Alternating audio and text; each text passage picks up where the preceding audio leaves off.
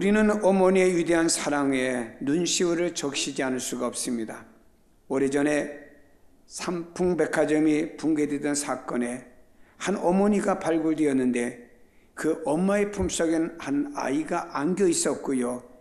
최후의 순간까지 아이를 품에 안고 떨어지는 철군을 그 어머니가 몸으로 다 막으면서 그 아이를 감싸 주었다고 하는 보도가 나왔습니다. 열차 사고 때, 비행기 사고 등등 여러 가지 사고 현장에서 이런 어머니가 본능적으로 어린아이를 위해 희생하는 모습들이 소개가 되고 있고, 이런 내용들은 전 세계에 퍼지면서 모든 나라 사람들에게 감동과 감화를 주고 있습니다. 성경에는 하나님의 사랑을 어머니의 사랑과 비유하는 곳들이 있습니다. 오늘 본문에서 이렇게 우리에게 소개합니다.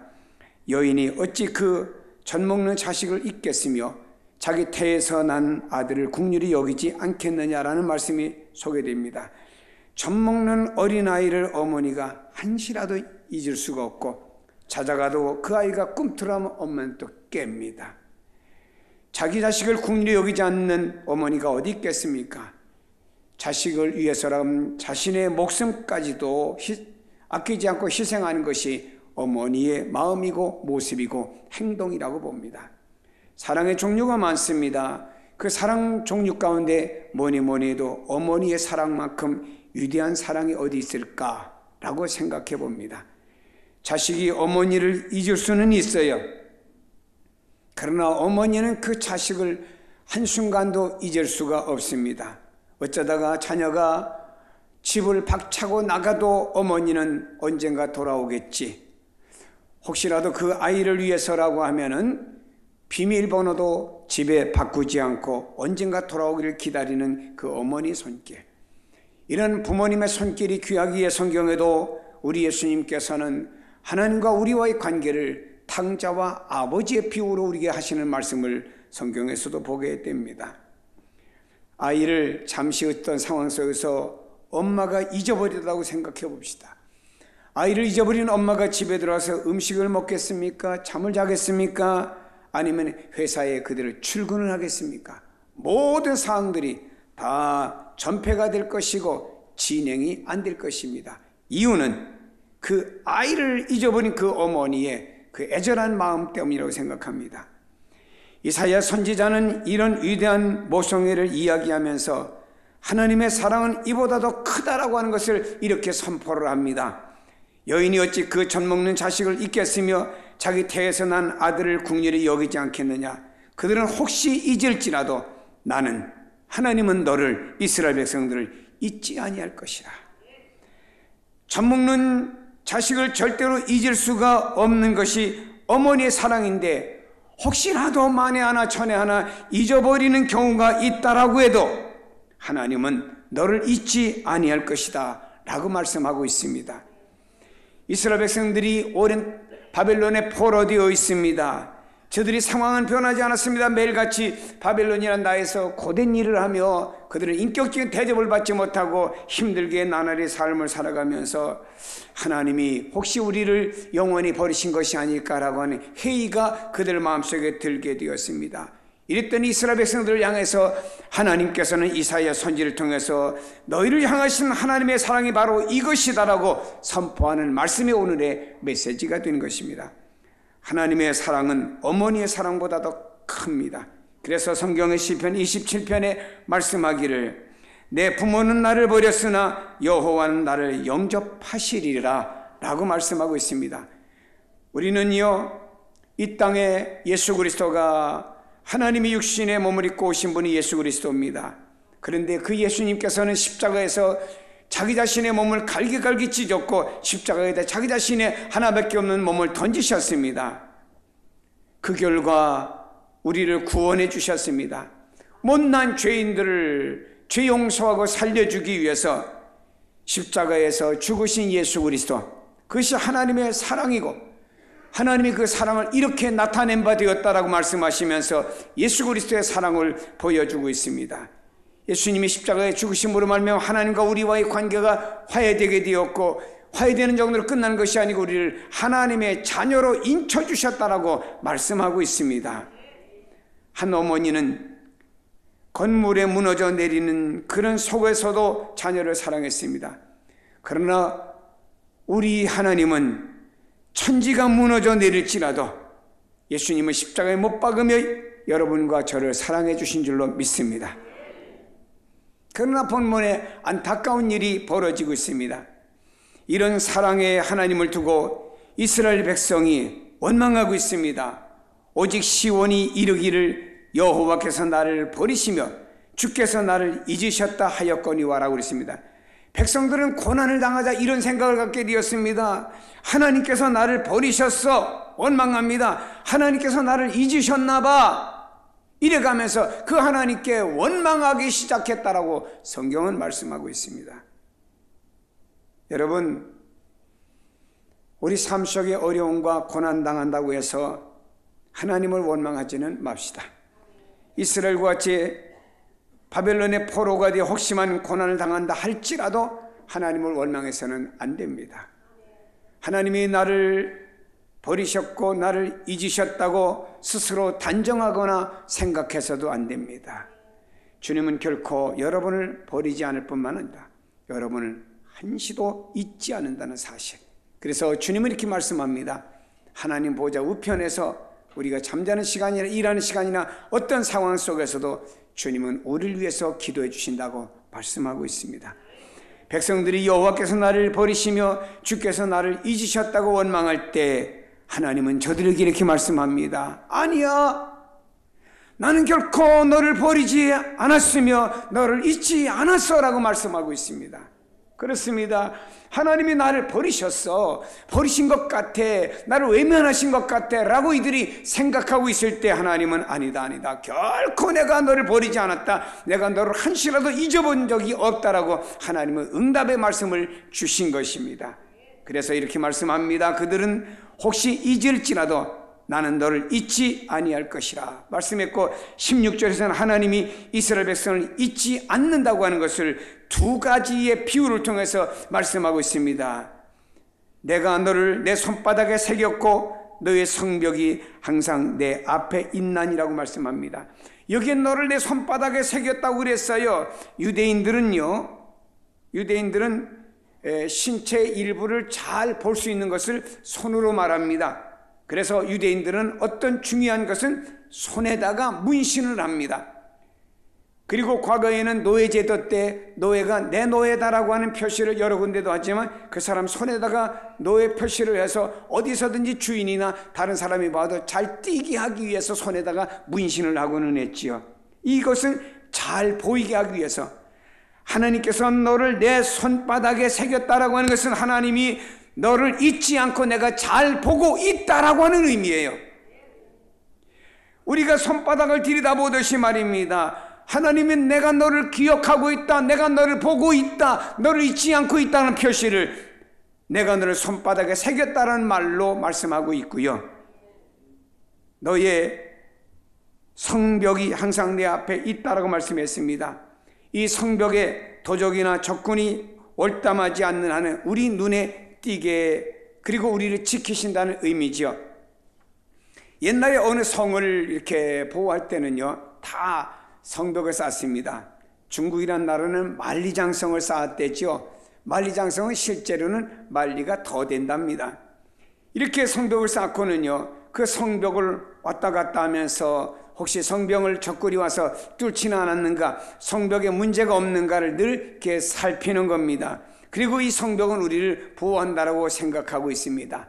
또 이 성벽이라고 하는 것은 바로 성전의 성벽을 가리키기도 합니다. 이스라엘 백성들이 성전을 잊어버리고 바벨론 포로되어 갔습니다. 하나님께서는 저 이스라엘 백성들이 다시 돌아와서 이 성벽 안에서 예배를 드려야 되는데 하고 항시도 하나님이 잊지 아니하셨다는 말씀입니다. 사랑하는 여러분, 이 성벽이라고 하는 것은 어느 나라를 가든지 먼저 눈에 띄는 것이 성벽입니다. 이와 같이 너희를 내 눈에 잘 띄게 하며 성벽과 같이 내가 너희를 보호하시겠다는 의미가 여기에 들어있고요. 항상 내 눈동자가 너를 벗어나지 아니한다라는 말씀의 의미가 이 속에 담겨있는 줄로 믿기를 바랍니다. 여러분, 주님은 여러분을 주님의 손바닥에 적어두었다고 생각해 보세요. 지울래야 지울 수 없고 잊을래야 잊을 수 없는 하나님의 사랑을 우리에게 베풀어 주고 계십니다. 지금도 여러분에게 주님은 눈을 띄고 계시지 않는 줄로 믿기를 바랍니다. 신명기 32장에 이렇게 말씀하고 있습니다. 여호와께서 그를 황무지에서 짐승의 부르짖는 광야에서 만나시고 호위하시며 보호하시며 자기의 눈동자같이 지키셨도다 라고 말씀하고 있습니다. 독사가 이글거리는 황무지에서, 맹수들이 부르짖고 있는 광야에서도 우리를 보호하시고 눈동자같이 지켜주시는 주님이신 줄로 믿습니다. 야곱이라는 사람이 형 에서의 화를 피해서 외삼촌 라반네 집으로 도망가는 중에 가다 광야 사막에서 하룻밤을 지새우게 되었습니다. 집도 없어요. 인기척도 없습니다. 이 광야에서 하늘을 이불 삼아 이 광야 사막을 요 삼아서 하룻밤 지새우게 되었구나. 조그만 도로 하나 갔다가 베고는 꼬부리고 새우잠을 자고 있습니다. 이 야곱은 이렇게 생각했습니다. 나 홀로다. 나 홀로 외삼촌 라반네 집으로 가고 있다. 우리 아버지도 집에 계시고 우리 형도 집에 있고 우리 어머니도 집에 계시고 나 홀로 이렇게 가고 있다고 생각을 했습니다. 근데 그날 밤에 하나님께서 천사 보내서 그 천사가 오르락내리락 하는 꿈을 꾸게 되었습니다. 깨고 일어나서 나 혼자인 줄 알았더니 여기도 하나님 계시구나, 내 혼자가 아니었구나라고 하는 것을 알게 되었습니다. 눈동자같이 당신의 자녀들을 보호하여 주신 줄로 믿습니다.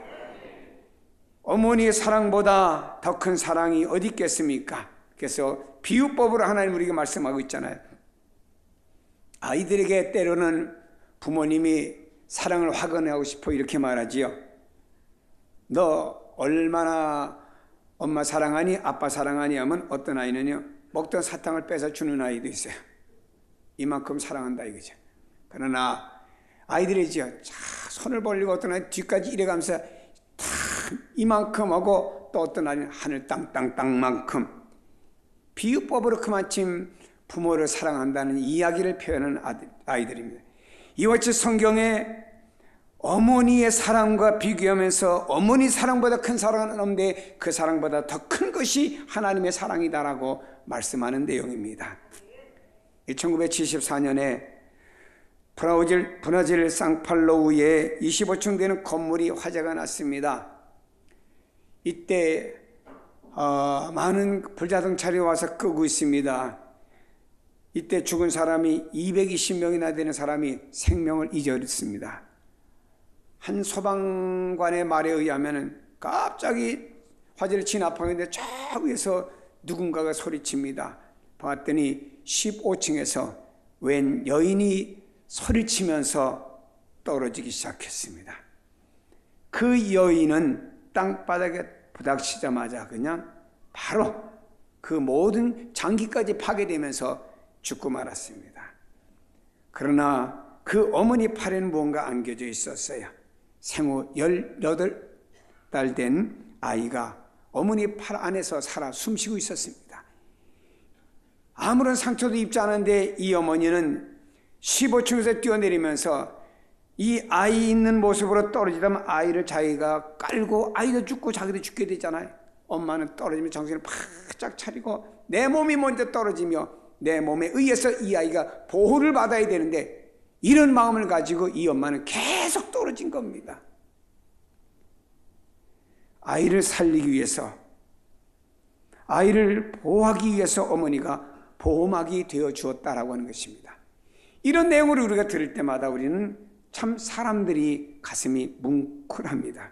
아니, 짐승도 자기 새끼를 보호하기 위해서 그 어미 짐승들이 뭔가 희생하는 모습을 볼 때 우리 눈에는 눈물이 흐르지 않습니까? 그런데요, 하나님의 사랑은 이보다 더 크다고 말씀했습니다. 여인이 자식을 혹시, 이건 만일 가정법이죠, 혹시 잊을지라도 나는 너를 잊지 아니할 것이라.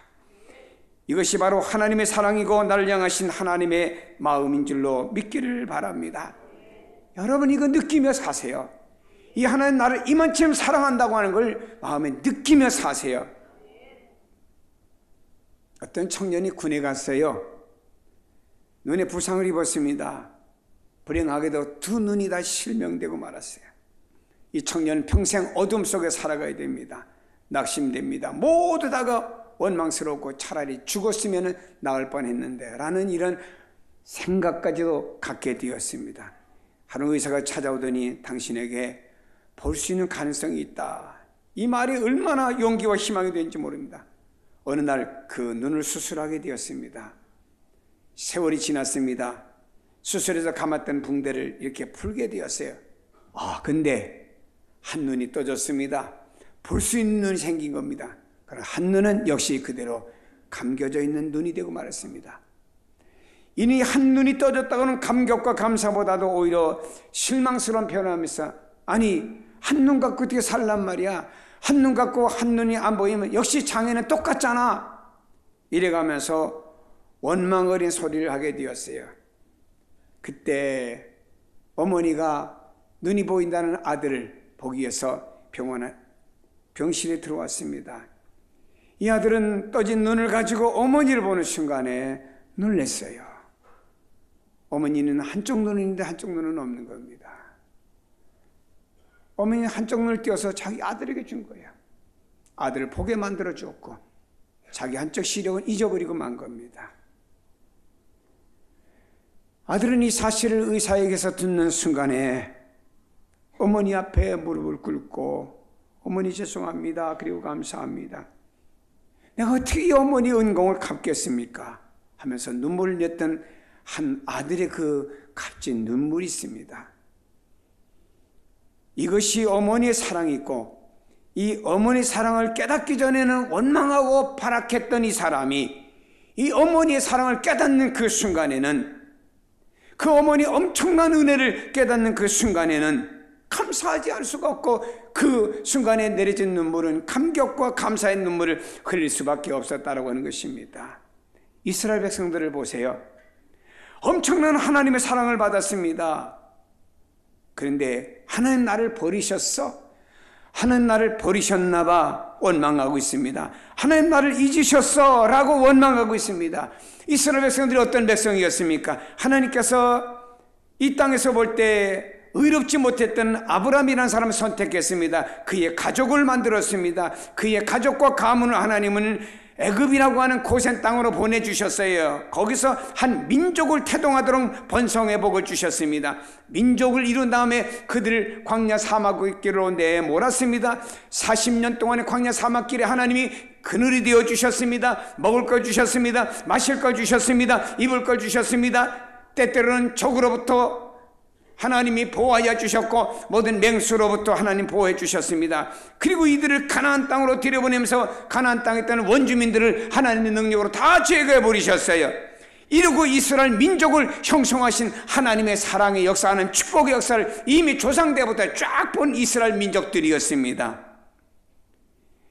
그런데 지금 눈앞에 당장 바벨론에 포로되어 있다고 하나님 나를 버리셨나 봐, 나를 잊으셨나 봐 라고 하면서 원망을 하고 있습니다.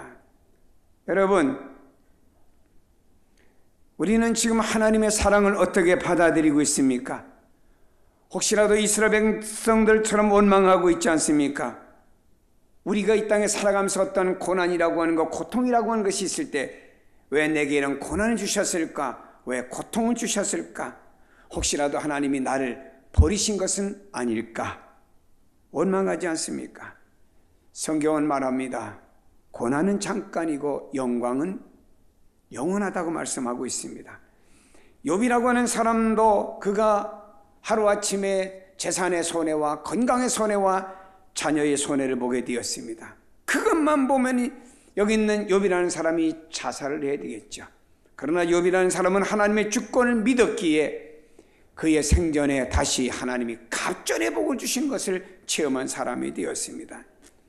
요셉이라고 하는 사람을 하나님은 애굽 땅에 보냈습니다. 고난당했어요. 그 고난의 수순을 통해서 하는 나중에 애굽의 국무총리란 자리에 앉혀주셨다 이 말입니다. 요셉이라는 사람이 당장 눈앞에 있는 고난만 보았다 그러면 그는 적당하게 현실과 타협을 했어야 될 것입니다. 그러나 그런 고난 속에 현실과 타협하지 않고 하나님 앞에서 살아가려고 애썼던 그의 요셉의 모습이 하나님 앞에 상달되게 되었고요. 그는 애굽의 총리로 앉는 놀라운 영광의 자리를 앉게 된 것입니다.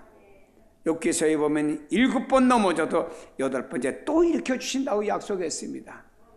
7전 8기겠지요. 의심을 버리세요. 하나님 나의 보호자다, 나의 인도자다 믿기를 바랍니다. 우리 오늘 말씀을 통해서 하나님의 사랑이 얼마나 애절하고 간절한지, 나를 향하여 그 하나님의 사랑이 임하고 있는지를 깨닫기를 바랍니다. 그러므로 우리는 나를 잊지 않으시고 인도하시는 그 주님을 찬양하며 감사하는 성도가 되십시다. 세상 끝까지 우리와 함께 하신다는 약속, 마태복음 28장 20절에 세상 끝날까지 내가 너희와 함께 해주겠다, 보증으로 성령을 보내주시겠다. 성령님은 옆에서 가신 것도 아닙니다. 내 안에 오셔서 이 안에 성전 삼고 함께 하신다 그랬어요. 내 팔과 다리는 잘라질런지 몰라요. 그러나 이 안에 있는 성령님이 계시는 심장을 떼어가면은 죽음 아닙니까? 그럼 성령께서 이 영혼을 천국까지 데려가시기 때문에 이 안에 성령님 보내주시고 어떤 삶 속에도 우리를 떠나지 않는 줄로 믿기를 바랍니다. 예수님을 버렸습니다. 예수를 저주까지 했습니다. 먹고 살겠다고 갈릴리 호수로 찾아가서 밤새도록 고기 잡았으나 한 마리 잡지 못했던 베드로, 주님 오셔서 친절하게 말씀하십니다. 고기가 있느냐? 그때 저는 그 말씀을 보면서 고기 있냐? 이렇게 안 물었다고 생각합니다. 밤새도록 헛수고하고 들어온 베드로 반응, 그래 그물에 고기가 있냐? 이렇게 묻지 않았을까 제 나름 생각해 봅니다. 위로의 음성이겠죠. 예수님의 그 수많은 말씀을 듣고도 믿지 아니하고 엠마오로 내려가던 2명의 제자에게 주님 찾아오셔서 함께 가시면서 힘든 마음을 달래주시고 말씀으로 위로해 주시던 우리 예수님, 예수 믿는 사람들을 잡아 죽이고 감옥에 가둡니다. 열심히 했던 이 사울이라는 청년, 지금 다메섹으로 가고 있어요. 뭐 하러 갑니까? 전도하러 가는 거 아닙니다. 예수 믿는 사람을 잡기 위해서 체포 영장을 가지고 의기양양해 가면서 다메섹으로 가는 그 청년에게 주님 나타나셔서 사울아 사울아 내가 어찌하여 나를 핍박하느냐 물으셨던 주님, 바로 주님을 반역하는 그 얘기까지 찾아와서 물으셔 그를 변화시켜 주셨던 주님, 세상 끝날까지 우리와 함께 해주시겠다고 약속한 줄로 믿기를 바랍니다. 여러분이 의사의 선지는 젖 먹이고 있는 그 한 어머니가 그 아이는 잊어버릴런지는 몰라도 나는 너희를 잊지 않겠다라고 비유로 말씀하신 하나님의 선포의 메시지, 이 하나님의 사랑이 얼마나 큰지 하나님을 향해 찬양하라고 외치면서 땅을 향해서 찬양하라고 외치고 있습니다. 뿐만 아닙니다. 산들을 향해서도 하나님을 찬양하라고 이사야 선지는 외치고 있습니다. 하늘이여 노래하라, 땅이여 기뻐하며 산들이여 즐거이 노래하라. 성도들이 여러분의 입을 통해서 하나님께 노래하며 그 하나님께 찬양할지언정 여러분의 입을 통해서 하나님을 원망하고 그런 말은 하지 마시기 바랍니다. 우리 입을 열면 하나님은 창조하셨습니다, 만드셨습니다, 감사, 그 하나님은 찬양해야 됩니다. 성경은 그 크신 하나님 은혜를 자연도 찬양하라고 말씀하고 있지요. 성경은 말씀합니다. 아담 이후에 타락된 이 세상 모든 자연 만물이 훼손되고 있습니다. 강한 짐승이 약한 짐승을 잡아먹고 이래가면서 살아가고 있는 세상에서 모든 자연 만물도 메시아가 다시 오시기를, 나타나기를 기다리고 있습니다. 이유는 에덴 동산부터 에덴 동산과 같이 회복해 주기를 기다리고 있습니다. 성경에 보면은 사자가 어린 양과 함께 뛰어놀며 하는 말씀이 소개되지요. 이런 세상이 오기를 모든 피조물들이 기대하고 있죠. 제가 선교지에 갔더니 수놓은 큰 그림을 하나 줘서 갔다가 2층에 제 사무실에 걸어놨어요. 거기에 그림은요, 뒤에 큰 사자가 앉아있고 앞에는 조그만 양이 앉아 있습니다. 제가 그 사자의 얼굴을 봤더니 사자가 양을 잡아먹으려고 이빨을 드러내고 있는 그림이 아니더라고요. 아주 사자가 인자한 모습으로 앉아 있어요. 그리고 양도 편안히 앉아 있어요. 구경하고 싶으면 제 2층 사무실에 한번 보고 가세요. 관람료는 없습니다. 여러분, 이렇게 되기를 지금 피조물들도 요구하고 있다라고 하는 것입니다. 그러니 우리는 이 하나님의 형상으로 지음받은 우리들, 하나님을 찬양해야 됩니다. 찬양해야 됩니다. 이 시간 우리 모두 다 한마음 한뜻으로 하나님 찬양해. 그리고 젖먹이는 여인이 그 자녀를 사랑한 것보다 주님의 사랑, 바로 십자가에 달리신 그 사랑이 더 크다는 사실, 그 사랑을 통해 나를 구원해 주셨다는 그 사실 앞에 감사하시고 감격하시고, 그리고 나를 영원히 잊지 않으시고 손바닥에 새기듯이 그리스도의 사랑 앞에 우리는 무릎 꿇고 끊임없이 경배하고 감사해야 됩니다. 여러분이 손바닥 보듯이 여기다가 하나님께서 지워지지 않는 이 땅의 잉크에 묻으신지 아니고 영원히 지워지지 않는 하나님께서 우리에게 말씀을 적어주셨다 이 말입니다. 한번 따라합시다. 주님이 나 이렇게 말씀합니다. 나는 너를 잊지 아니하리라. 다시 나는 너를 잊지 아니하리라. 나는 너를 잊지 아니하리라. 그렇습니다. 하나님이 여러분에게 주시는 한 주간의 메시지, 하나님이 여러분을 잊지 아니하시겠다고. 로마서 8장에 말씀합니다. 내가 확신하노니 사망이나 생명이나 천사들이나 권세자들이나 현재일이나 장래일이나 능력이나 높음이나 기쁨이나 다른 어떤 피조물이라도 우리 주 예수 그리스도 안에 있는 하나님의 사랑에서 나를 끊을 수가 없다라고 말씀을 표현하고 있습니다. 요나는 자기 마음대로 다시스로 가려고 했지만 하나님께서는 그를 잊지 아니하시고 다시 하나님 원하시는 니누에로 가도록 만드신 우리 하나님께서 말씀합니다. 나는 너를 잊지 아니하리라.